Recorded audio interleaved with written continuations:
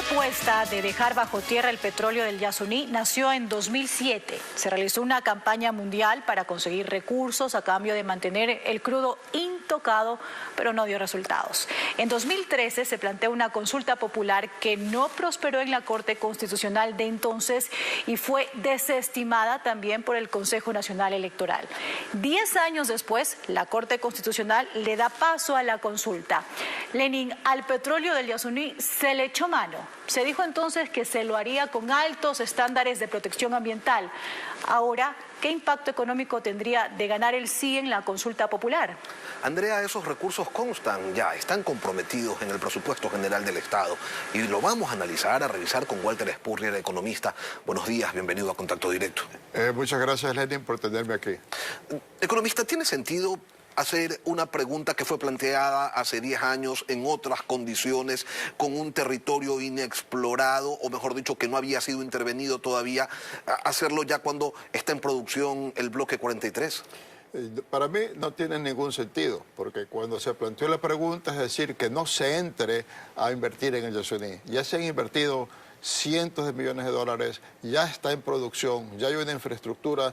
La Corte Constitucional está diciendo es posible dar marcha atrás a una industria con una consulta popular. El día de mañana pueden decir, hay una consulta popular, si debemos desaparecer las camaroneras, si debemos sacar todos los cultivos, monocultivos como el banano, como la caña de azúcar, y entonces es posible, por una consulta popular, dar marcha atrás en una industria que ya está funcionando. Hace 10 años era pertinente, hoy ya no. Hace 10 años era pertinente, pero tenía que ser sujeto a una intensa discusión para que el público esté bien informado. Hoy pasa esta consulta junto con una elección presidencial, que es lo que va a tener interesada a la población, y por lo tanto no va a haber el debate que debería, no debería tener lugar esta consulta. Dígame una cosa, economista, ¿de cuánto sería la merma en los ingresos a las arcas públicas si se detiene la explotación del Yasuní? Si se detiene la explotación, el año pasado el campo generó al sector público 1.200 millones de dólares de ingresos. Y se calcula que los 55.000 barriles diarios estarían dando en un X lapso unos 16.000 millones de dólares de ingresos al fisco. Pero lo que estaba previsto es que la producción de Yasuní suba de 55.000 a 125.000 barriles diarios.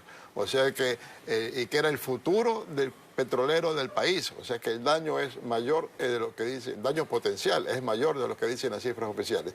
Y ese daño fiscal es uno de 4 daños que hay. ¿Cuáles son los otros? El primer, el daño a las comunidades indígenas que viven ahí, los quichuas y los guaranis, de que viven de las rentas que perciben por la explotación en sus áreas y por el apoyo a Petroecuador, incluso con empleo. El segundo daño es el daño ambiental. La presencia de Petroecuador ahí están impidiendo que entren madereros a destruir la zona, como ya vemos como sucede en otras zonas de la Amazonía. Y el cuarto es el económico. Si no va a ver la explotación de petróleo en Yasuní, si damos marcha atrás, caen las exportaciones, prácticamente se van a igualar con las importaciones a nivel de dólares, porque los combustibles que importamos son muy caros.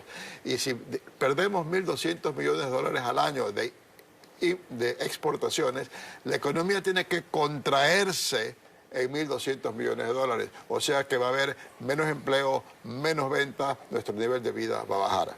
Y el asunto fiscal, con un fisco que está con hueco fiscal, ¿cómo va a atender eso? El fisco tendría 3 opciones para atender eso. La una opción sería subir el IVA en unos 3 puntos. Una segunda opción sería eliminar el subsidio de la gasolina y que suba, qué sé yo, $1 el galón. Y una tercera es comenzar a pagar en pagarés, porque no va a tener dólares. Algo así como sucedió en la Argentina con la convertibilidad. Economista, pero para tener este tema totalmente claro, se dijo en su momento que había 850 millones de barriles en el bloque 43. De lo que se ha sacado, bueno, pues ya se lo sacó. Pero lo que queda todavía, ¿cuánta plata hay allí?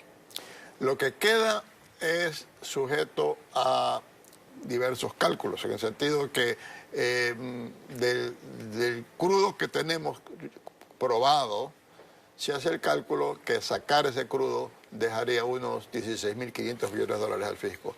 Pero uno cuando está produciendo petróleo, si después comienza a hacer más exploración, porque hay potencial, encuentra más crudo y por lo tanto aumenta el estimado de cuánto es lo que se puede sacar. A eso hay que sumarle, economista, que hay que retirar pues la infraestructura instalada, la tubería, las torres de perforación y demás equipamiento. Eso también tiene un costo. Eso tiene un costo muy alto y además no es algo que en la industria se acostumbra a que un desmantelamiento de un área productiva se lo haga en un año. La Corte Constitucional, llevado por sus entusiasmos juveniles, ya se hizo la idea de que la respuesta iba a ser sí y ya dispuso que Petroecuador desmantele todo en un año sin ninguna consideración de naturaleza técnica o como suelen suceder esas operaciones. O sea que está planteando algo imposible de cumplir. Cuando usted dice que la Corte Constitucional se ha dejado llevar por sus entusiasmos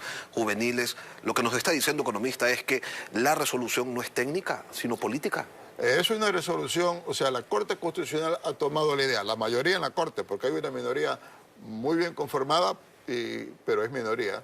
La mayoría en la Corte piensa de que lo que ellos les gustaría que suceda en el país es lo que debe imponerse. O sea, se está poniendo en lugar del Ejecutivo o del Legislativo, que son los poderes que tienen que decidir eso.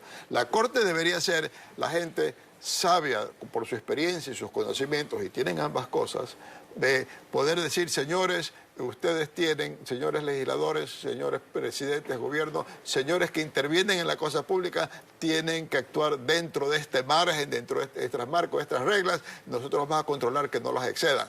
Pero no decir, no, yo quiero que los demás hagan lo que a mí me gusta. Yo quiero subir los sueldos de los maestros aunque no haya financiamiento. Yo quiero parar la producción petrolera porque me parece que no debería haber. Yo tengo que parar la producción minera porque tampoco me gusta que haya. No, ese no es el papel de una Corte Constitucional y aquí se están pasando, saliendo del esquema para que fueron electos. Economista, según datos de Petroecuador, económicamente se afectarían 7 comunidades indígenas, 2.514 habitantes por convenios firmados con la estatal petrolera, casi 1.000 empleos directos. Además, habrá que destinar recursos para remediación ambiental.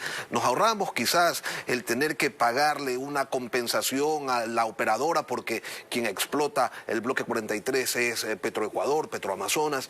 Sin embargo, no solamente dejaríamos de percibir recursos, sino que habría que gastar recursos para un sinnúmero de cosas. Ya hablamos del retiro de la infraestructura, también la remediación ambiental, pues, y hay una cosa adicional, y es el costo de oportunidad. El mundo avanza cada vez de manera más acelerada hacia nuevas fuentes de energía y dentro de poco el petróleo empezará a costar menos. Bueno, el mundo avanza hacia nuevas fuentes de energía, pero ya sabemos lo que sucedió anteriormente cuando entró el petróleo a desplazar al carbón. No es que se dejó de consumir carbón, es que el petróleo prácticamente se llevó el incremento en la demanda que había en la economía, porque la economía mundial crece. No es de esperar de que se consuma menos petróleo, sino que a futuro el crecimiento de las necesidades energéticas se completen con otras fuentes de energía. Hoy en día el petróleo, o sea, hoy diciendo el día de hoy, estos meses, el petróleo está un tanto debajo de precio, no porque ha caído la demanda, que es lo que se supone que va a suceder con el tiempo, es porque han entrado nuevas producciones. Economista. Países, por ejemplo, como Brasil, están produciendo más petróleo. Economista, este escenario que usted plantea, dejar de explotar el Yasuní supone un incremento del IVA, o supondría un incremento del IVA, supondría, no sé, emitir pagarés o retirar los subsidios a los combustibles.